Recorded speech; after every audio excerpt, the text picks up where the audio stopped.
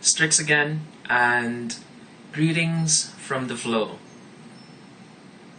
I read a great book recently after I discovered what it's like to truly engage flow. And the book was Leading Change by a wonderful fellow called John Cotter, Kotter. And essentially it was about organizational change, but what's funny is people are holographic, and what you can apply to one aspect of life, you can apply to other aspects of life. So you can make this very personal and very interpersonal, and you can apply it to relationships, to business or finances, to success or your personal definition of success, to health, and to any other major aspect of your life that you want to see change in. And if you wanted to lead change in other people, here's an interesting and effective way to do it. Basically, it's an 8-step process, and it goes like this. First, create a sense of urgency. Second, put together a support team, people to help you out. Third, clarify the future, where you're going, where you're headed to, or what your vision is. Fourth, communicate your vision. Fifth, remove any barriers or obstacles.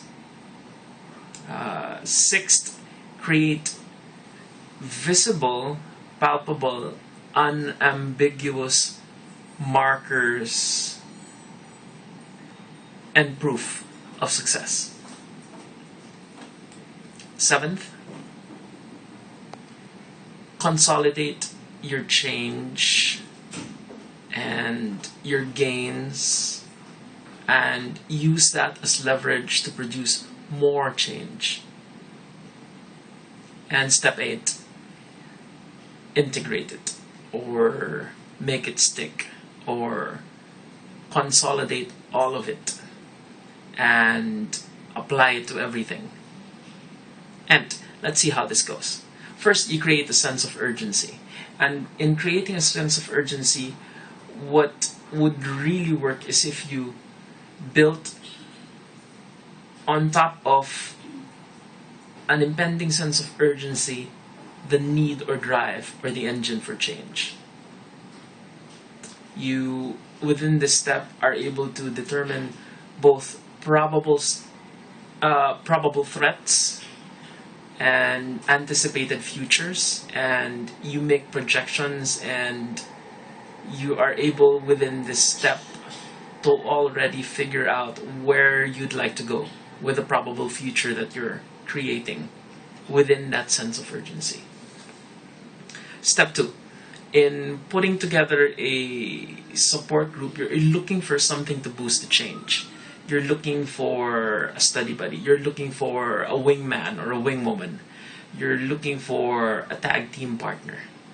And what you might do to make this step both easier and more effective would include something in the category of developing a really strong personal vision and then eliminating any hurdles along the way that might impede your ability to deliver that vision. So you might like to generate short-term wins and be able to become both a leader and a manager for the change within and the change for the team that you'd like to project. And you might like to anchor within yourself and make strong the personal vision that drives your group forward. Understanding that your goals are your glue that makes your gang work better towards your communal goal. And when you have your goals, you're automatically able to develop, believe it or not, the process that it takes that can make things work. as soon as you have the goal or the destination, things become automatic. We talked about this in the Limitless class, and it's a recurrent theme. Step 3, clarify how the future will be different in terms of and against the background contrast of how things are now. So again, this is something that we covered in the Limitless class. You're talking about a rubber band tension between how things preferably are versus how things now are. How you'd like things to be versus how they aren't yet. And that gives you that creative tension towards where you're going, towards where you'd like to go. Where if your vision for the future isn't clear enough, the ability to go forward isn't strong enough. And the ability to differentiate that versus what you're stuck with right now and how lame that is will give you the ability to move forward stronger, better, faster, harder. Okay? And effective visions to include in this clarity would have certain characteristics, and these characteristics include kind of visibility, or if you can imagine it and imagine it strongly, clearly, in full detail, sight, sound, feeling what you'd hear, texture, color, palpability, heat. If you can imagine it very, very clearly, it's a palpable vision. That kind of vision is clear, and that's the kind of vision you're looking for. That's the first characteristic. Also, you'd like it to be as much as possible, kind of like the SMART goals, S-M-A-R-T. You'd like it to be desirable, feasible, focused, flexible, and because you have a gang to help you, you'd like it to be communicable, or something that you can register and pass on. Step 4. In communicating your vision, it's important that you're able to, walk your talk and talk your walk.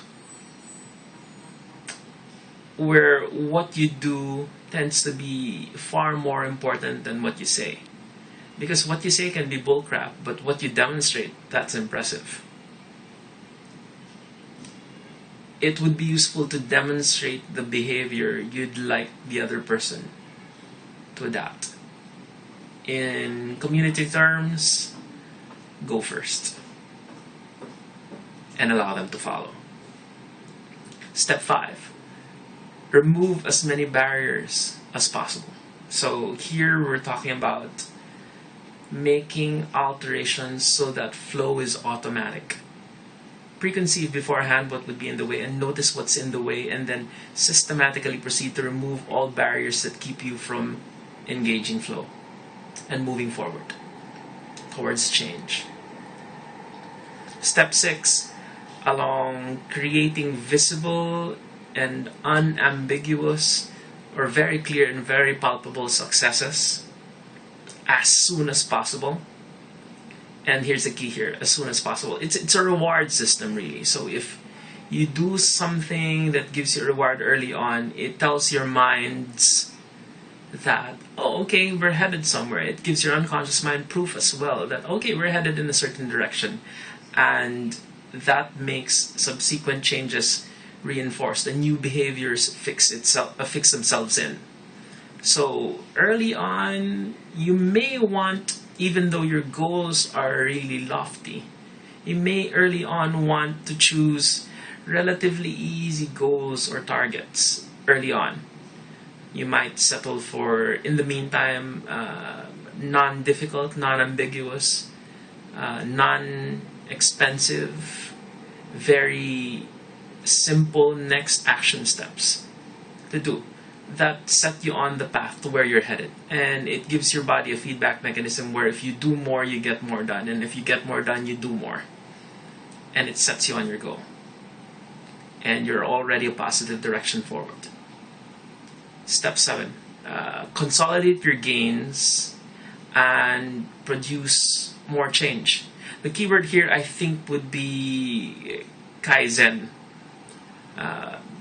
or Kanai, the continuous and never ending improvement, the ability to outstep yourself and outdo your last version of yourself, to continually want to be better than your last version of you, to put those elements together that make the future you better than the current you. And that, to me, is what might be meant by consolidating your gains, so much so that you produce more change. You're leveraging whatever you gain so that you can make even better gains in the future. That's step 7. Step 8 would be to make it stick or to integrate it. Here, you'd like to make it part of a triad we call BSA, something I made up, so it's really funny. Beliefs, skills, action. So, beliefs, skills, action. You'd like to do it so that it's integrated all across all three. So, you'd like the actions or the tasks to be simple and easily integrated. You'd like for them to be so easy that you keep next action stepping yourself. Okay, so that's action or tasks.